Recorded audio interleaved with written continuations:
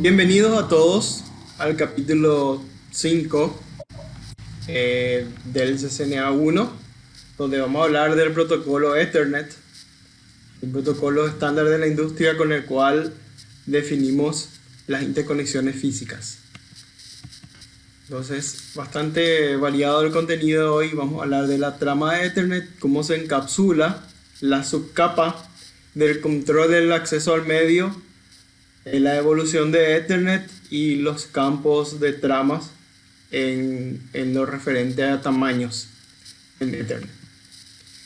Bueno, esto que ven acá es una trama donde tenemos varios componentes importantes que componen la trama. El primero es el preámbulo, donde se inicializa la trama, donde básicamente está el encabezado de inicialización de la trama.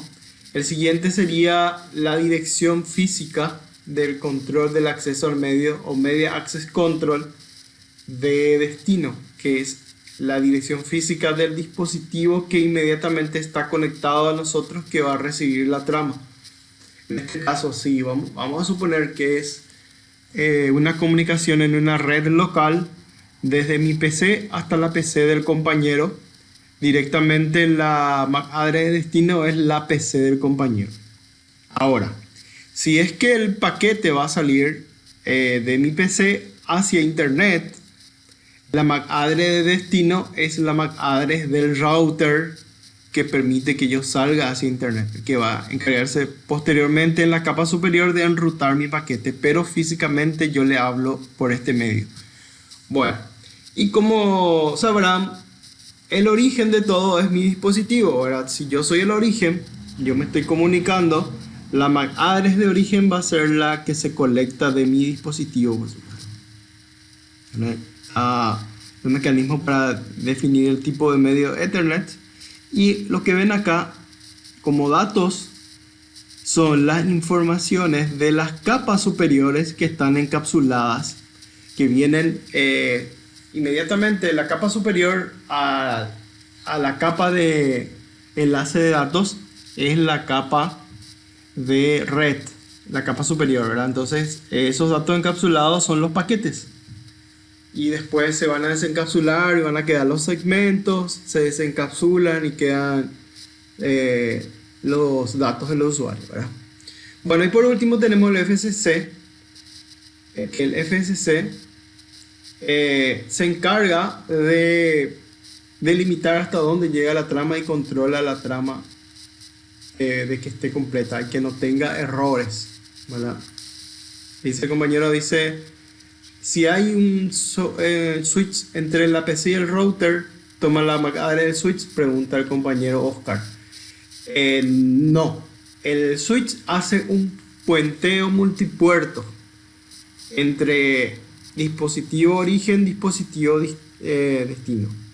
Entonces él conmuta esa trama origen hacia el destino. Justamente es su trabajo. Ahora, si tu switch es de capa 3, que quiere decir que tiene la funcionalidad de un router en su puerto, él hace como puerta de enlace y ahí sí va a ser el destino la trama hacia el switch, porque él va a trabajar como un router y ya no hay otro router más que él, ¿verdad? Porque existe el switch que viene con la funcionalidad, el conmutador o switch que tiene la funcionalidad de hacer el trabajo del router.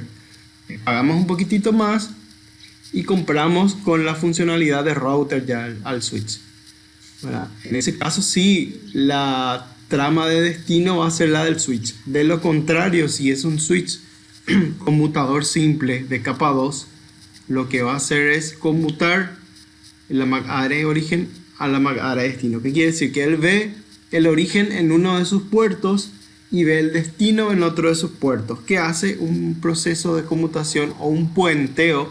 Por eso le llamamos al switch o conmutador, le llamamos puente multipuertos, para que él haga ese puenteo en forma óptima. Bueno, y está respondida la pregunta del compañero. Las direcciones físicas de Ethernet, las direcciones de control del acceso al medio, dale Oscar, de Ethernet, son consideradas direcciones MAC y están numeradas en forma hexadecimal. Entonces van a ver que la MAC address del dispositivo de fábrica viene compuesta de 12 dígitos hexadecimales y cada dígito hexadecimal para nosotros vale 4 bits. En total, entonces, los 12 dígitos por 4 bits son en total 48 bits de longitud que están expresados en forma hexadecimal en ese caso. Bueno, la dirección MAC para nosotros es identidad, identifica al dispositivo Ethernet. Entonces, el IEEE, que son los ingenieros eléctricos, electrónicos asociados, donde está la gama de también la rama de Computer Society, obliga a los proveedores a respetar las normas simples, ¿verdad? Donde se tiene que utilizar un OUI, ¿verdad? Que identifica al proveedor o fabricante en los primeros 3 bytes de la MAC address. Y el resto de las direcciones con el mismo OUI deben tener asignado un valor único en los 3 últimos bytes.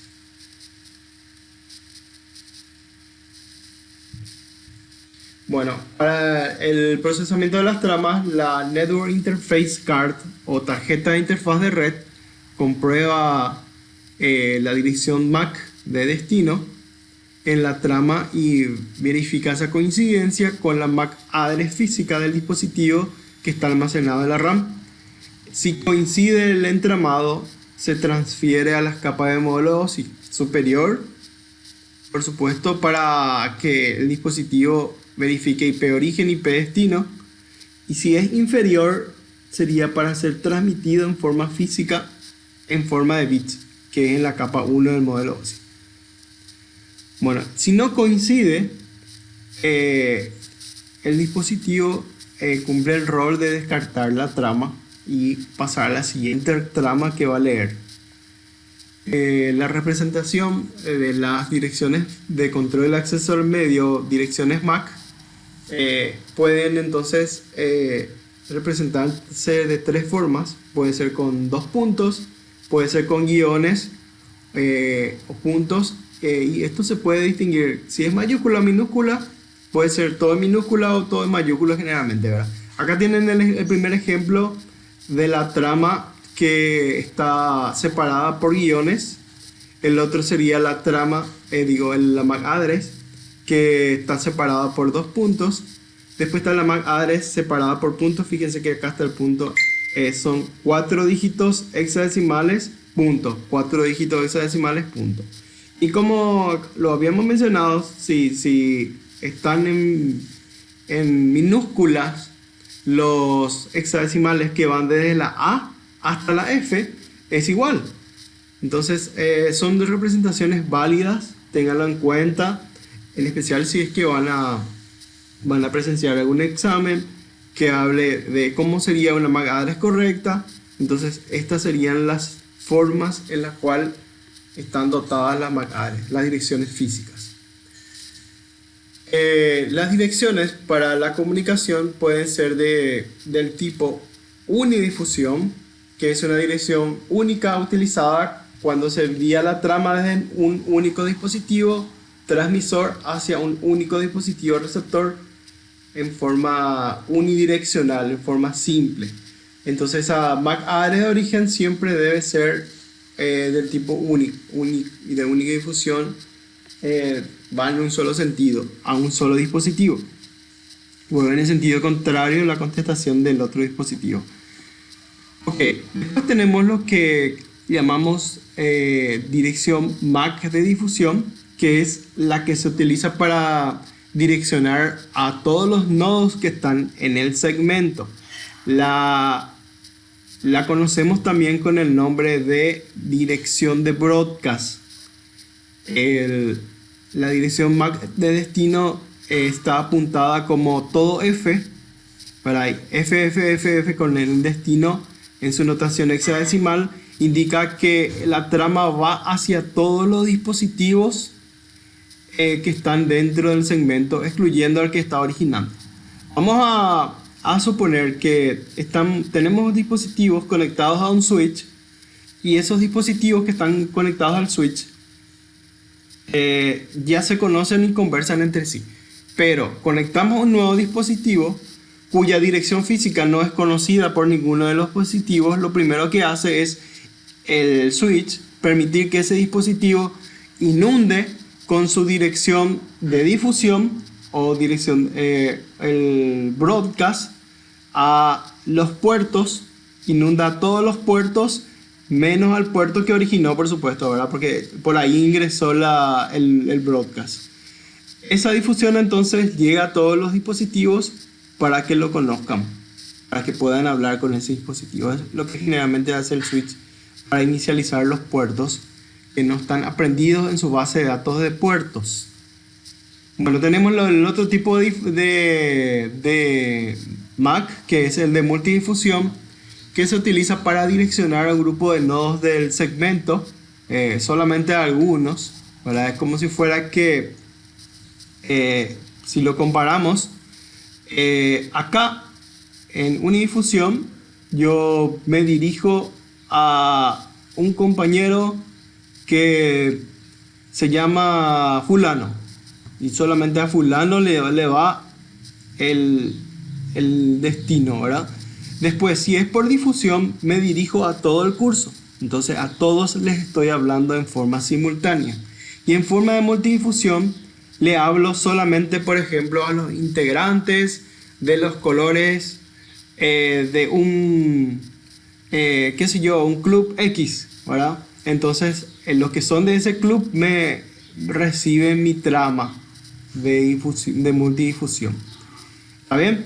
O todos los que tienen apellido con B larga, por ejemplo, vamos a ponerle de ejemplo, que tengan una MAC address que comience con unas siglas. Vamos a tomar de ejemplo el direccionamiento de un grupo de nodos de segmento donde la dirección de multidifusión comienza, por ejemplo, con el 01005E, y todo lo que van a estar contenidos entre esto van a recibir las tramas en forma hexadecimal.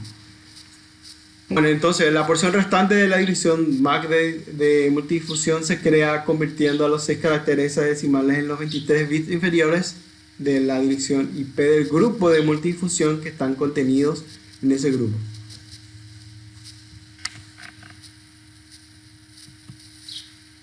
Bueno, hablamos recién, ya un poco adelantados, de lo que son los switches o conmutadores de redes de área local.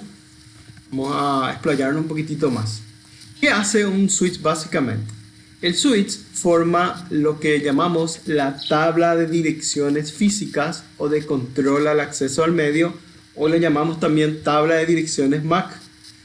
Entonces el switch es un dispositivo que, por supuesto, trabaja en qué capa del modelo OSI, en la capa 2, ¿verdad? Enlace de datos, porque ve el direccionamiento físico. Utiliza entonces la dirección MAC para poder tomar decisiones de reenvío. Entonces, en ocasiones la tabla de direcciones MAC se denomina tabla de memoria de contenido direccionable o tabla CAM. ¿Qué él hace? Obtiene la dirección física de los dispositivos de control de acceso al medio o MAC y elaboran dinámicamente esa tabla de memoria de contenido direccionable o CAM para poder monitorear las direcciones físicas origen-destino. Se revisa entonces cada trama que ingresa al switch y busca direcciones nuevas. Entonces la trama se reenvía según lo que tiene en la tabla de memoria de contenido direccionable. Se reenvía la trama cuando va hacia un destino. El filtrado de trama, como el switch sabe dónde encontrar la dirección física específica, puede filtrar las tramas que se dirigen a ese puerto únicamente. El filtrado no se realiza si la dirección de control del acceso al medio no está presente en la tabla de contenido direccional. Entonces, si él no aprendió esa trama, tiene la obligación de aprenderlo para poder enviarle. De lo contrario, se descarta la trama, como sabrán. Los métodos de reenvío de las tramas de los switches pueden ser por almacenamiento de reenvío y por método de corte.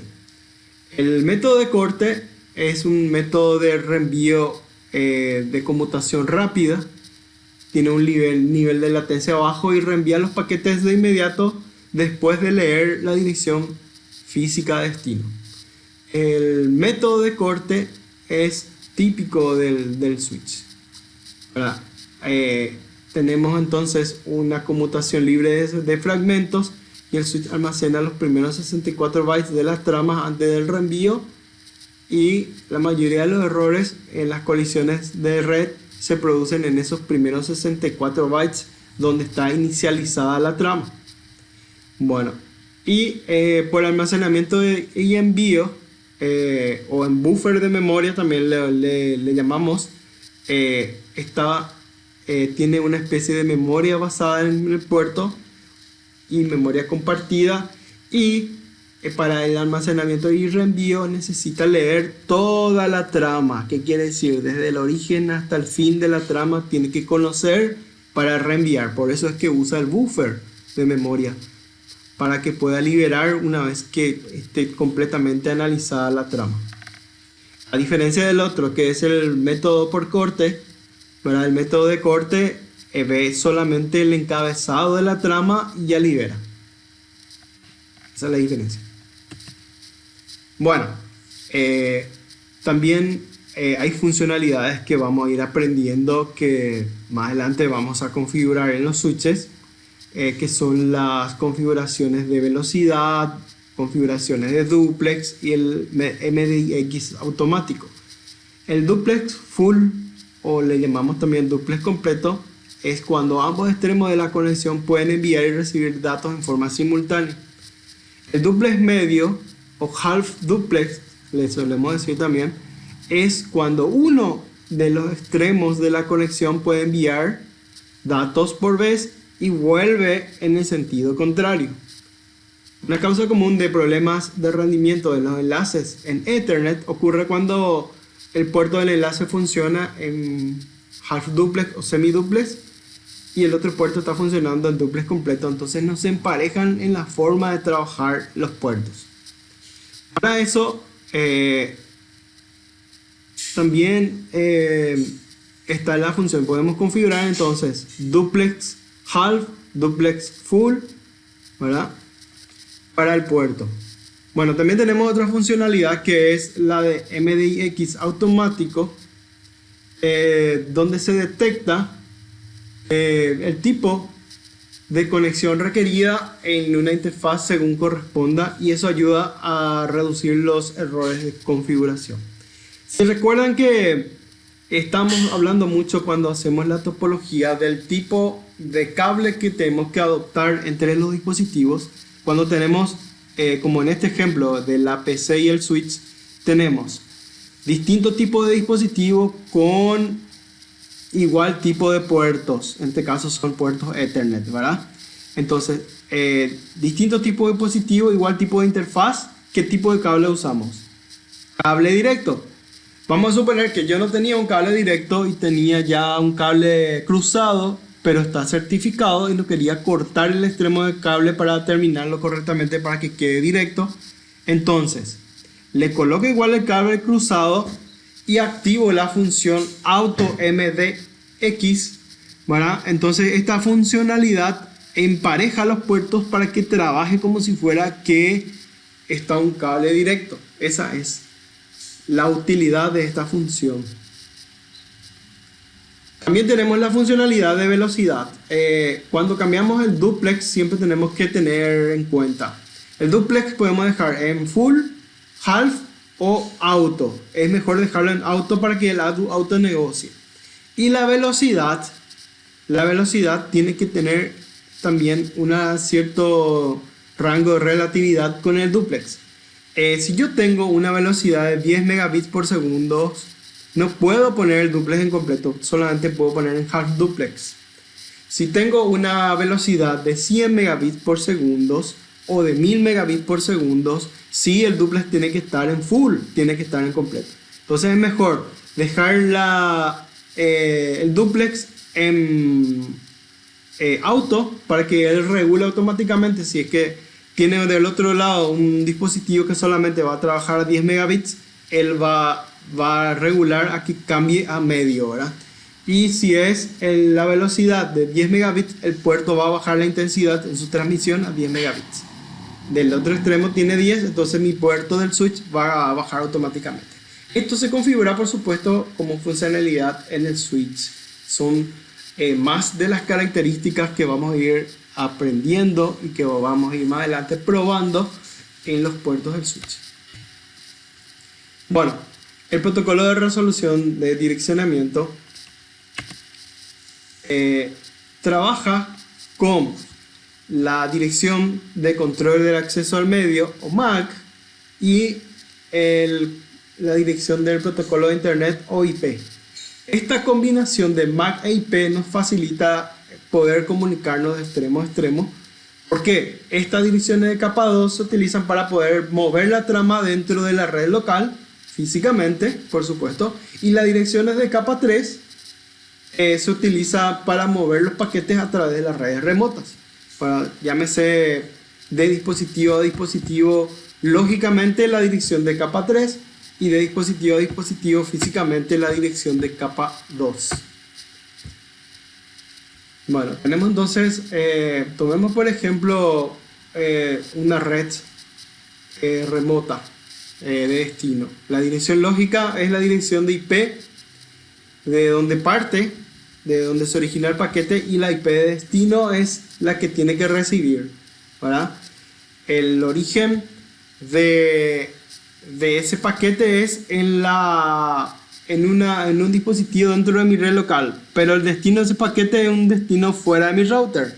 Entonces, ¿quién se encarga de enrutar ese paquete? El router, ¿verdad? El router va a ver, esta IP quiere llegar, esta IP de origen quiere llegar a este destino, verifica con su tabla de enrutamiento ese paquete, y si coincide la dirección de IP de destino con su tabla de enrutamiento, direcciona hacia la interfaz indicada como destino hacia ese rango de red, ¿verdad? Y encapsula a la capa 2 y de la capa 1 y sale en forma física, ¿verdad? Ahora, para que ese pequeño fragmento de comunicación vaya hasta el router, físicamente va a llegar por la capa 1, que es en forma de bits, y en forma de enlace va a llegar en forma física como una trama origen, que es la trama de la PC que originó, y la trama de destino va a ser la MAC address del router, ¿verdad? Cuando va a salir de nuevo del puerto del router, ¿el router qué hace? Desencapsula esa trama que recibió en su puerto, va a la capa 3, en la capa 3 desencapsula y ve la IP origen y la IP destino, compara con su tabla de enrutamiento y ve cuál es la interfaz de salida. ¿Qué es lo que cambia ahí? La interfaz de origen va a ser ahora la interfaz del router y va hacia afuera, hacia la interfaz del otro router que va a recibir. Cambió la trama. Entonces el direccionamiento físico va cambiando de dispositivo a dispositivo, ¿verdad? Y lógicamente la IP no cambia, ¿verdad? Lo lógico, tenemos un origen lógico y un destino lógico. Claro, más adelante vamos a aprender que hay un concepto que se llama NAT, donde se traduce un rango de red hacia otro rango de red. Ahí cambia el encabezado del paquete, por supuesto, por otra IP que va, es como si fuera ¿cómo es? Cambiarle la máscara a la IP. Cambiarle entonces un rango IP por otro rango IP, de una IP privada a una IP pública, porque afuera en internet usamos la IP pública, ¿verdad? Entonces, ¿qué pasa en ese proceso? Se traduce una IP origen hacia una IP destino.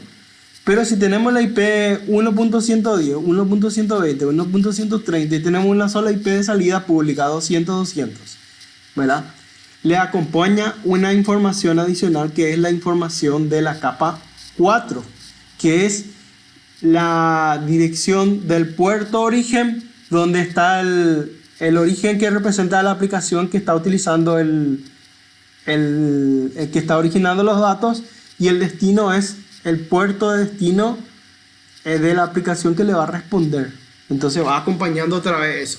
Entonces cuando llega el paquete de respuesta y viene respuesta para varios dispositivos dentro de la misma red, entra por la IP pública, que es la 200, y se desencapsula en la otra capa para diferenciar el puerto origen y destino para que vaya al dispositivo correcto. Eso ya lo hacemos ya en los módulos superiores de CCNA y vamos a explicarle más adelante. Pero un poquitito siempre es bueno conocer un poquitito más al respecto de cómo trabaja esto. Entonces, volviendo a lo nuestro, el ARP o Address Resolution Protocol, donde se resuelve la dirección física y la dirección lógica, estos dispositivos se comunican, y esto es muy útil como protocolo para poder diferenciar desde dónde parte y hasta dónde llega para que se pueda responder. Como sabrán, el señor IP, cuando estamos hablando de un segmento TCP, tiene que tener acuse de recibo, y si es UDP no necesita acuse de recibo. Recuerden eso. Vamos a ir siguiendo en nuestro crecimiento de conceptos y vamos a seguir avanzando al respecto. Bueno, entonces el ARP permite que el origen solicite una dirección MAC de destino. Esa solicitud se basa en un direccionamiento de capa 3 de destino conocido como el origen, y dentro de sus funciones está el direccionamiento IPv4 también al direccionamiento físico. ¿Qué quiere decir? Que los dos direccionamientos se colectan en el ARP. En un ratito vamos a hacer el ARP dentro de este dispositivo y también lo podemos hacer dentro del router. En la eliminación de entradas de una tabla, bueno, en la función está entonces en la resolución del direccionamiento IPv4 y MAC, el mantenimiento de la tabla de asignaciones y la solicitud y respuesta del ARP dentro de sus funciones. Entonces también elimina las entradas, podemos eliminar las entradas de la tabla del ARP. Se eliminan en la tabla del dispositivo cuando expira el temporizador de la memoria caché.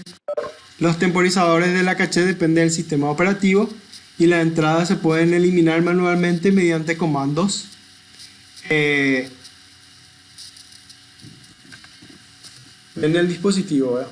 En el router podemos ejecutar el show IP ARP. En la PC, ARP-A. Ahí abro mi ventana de comandos de DOS. No sé si lo pueden ver ahí en mi pantalla principal. Voy a digitar ARP-A. Y él me va a mostrar mi tabla del ARP. Fíjense el direccionamiento con lo que está hablando mi dispositivo. Esto sería la dirección de mi puerta de enlace, que es 192.168.101. Su MAC address es 4C-F5-5B-FA-E2-EA. Y eso lo aprende en forma dinámica. ¿Okay? En la dirección de mi dispositivo es 192.168.100.3, ¿verdad? Tal vez puede ser esa, ¿verdad? O tal vez puede ser la 100.4, ¿verdad? Y se identifica por la MAC address. Vamos a verificarlo con el comando ipconfig. Ahora verificamos que nuestra dirección es la 192.168 100.11. 100.11 está dentro del rango con lo que estamos hablando. Hay dos dispositivos conectados que son la 100.3 y 100.4, que son más dispositivos que están hablando en el mismo dominio. Y acá dice luego, cuando le decimos ARP-A, esta es nuestra IP de la interfaz, 192.168.100.11. Bueno, entonces hay otra IP que dice 192.168.100.255. ¿Esos que saben qué es, señores? Con el direccionamiento físico pueden ver que es todo F, o la dirección de difusión, o más conocido como dirección de broadcast de red. La dirección broadcast. ¿Verdad? Estamos en un dominio de broadcast. Esta es la IP de la interfaz de la puerta de enlace, IP de otros dispositivos dentro de mi red, ¿verdad? La dirección del bucle local o dirección de broadcast. Y fíjense, la dirección de multicast, ¿verdad? Con los que empiezan a hablar los dispositivos. Como verán, están comprendidos los multicast en el 5E 001-00000-5E, ¿verdad? Como habíamos mostrado hace rato en la presentación. Y por último, una dirección otra de broadcast. Entonces, acá en el 239 finalizó la dirección de multicast y después sigue la de broadcast de red, donde todos los dispositivos conversan. Ese sería el ARP de este dispositivo. ¿Está bien? Salgo con exit. Lo mismo hacemos con el router. Fíjense, acá está la imagen del router. Show IP ARP es el comando en el router, y van a ver el protocolo, el direccionamiento y el hardware, el hardware address o la MAC address del dispositivo implicado en ese proceso.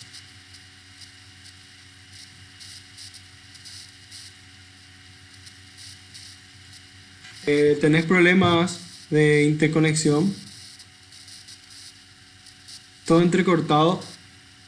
Sí, tu proveedor de internet nomás te está haciendo una mala jugada ahora, Víctor.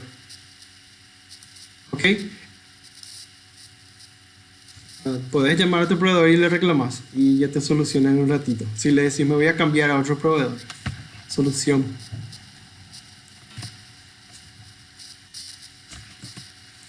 Bueno, ¿qué problemas pueden cierto, cierto totalmente. ¿Qué problemas pueden haber con el ARP? La difusión en el ARP, donde hay solicitudes del ARP que pueden saturar el segmento. También los atacantes se valen de esa solicitud de ARP para él fingir ser una puerta de enlace predeterminada y atacarle a la puerta de enlace al otro dispositivo para que los otros dispositivos queden desquiciados y puedan acoplarse a él. Él fingiendo también ser un DHCP server o cosas así. Hay muchas herramientas que utilizan los atacantes para hacer difusiones, suplantación de ARP, ¿verdad? Esto es para poder responder a solicitudes y fingir ser proveedor de servicio, por ejemplo, un gateway o puerta de enlace predeterminada. ¿Qué les parece? Bueno, hasta ahí vamos con este capítulo. Si tienen preguntas antes de finalizar la grabación, ¿alguna pregunta?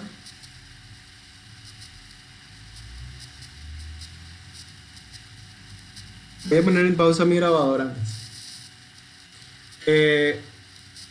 Vamos a hacer entonces una breve pausa de 15 minutos y seguimos con la práctica. ¿Les parece? Seguimos con la práctica como tenemos acostumbrado cada sábado para integrar nuestro fin de semana. Entonces, unos 15 minutos para que puedan desayunar algo a partir de ahora, y en breves 15 minutos a partir de ahora nos